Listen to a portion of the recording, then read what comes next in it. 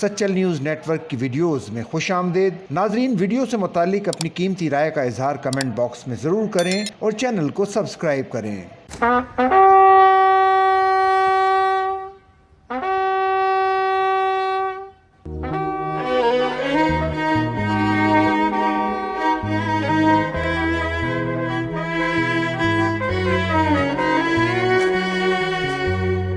گزشتہ روز کراچی میں نامعلوم ملزمان کی فائرنگ سے شہید ہونے والے پولیس اہلکار شہریار کی نماز جنازہ سینٹرل پولیس آفس میں ادا کر دی گئی۔ پولیس کے چاقو چبند دستے نے شہید کو سلام پیش کیا۔ سندھ پولیس کے یونٹ AVLC میں تعینات کانسٹیبل شہریار علی گزشتہ روز تھانہ یوسف پلازا کی حدود میں نامعلوم ملزمان کی فائرنگ سے شہید ہو گئے۔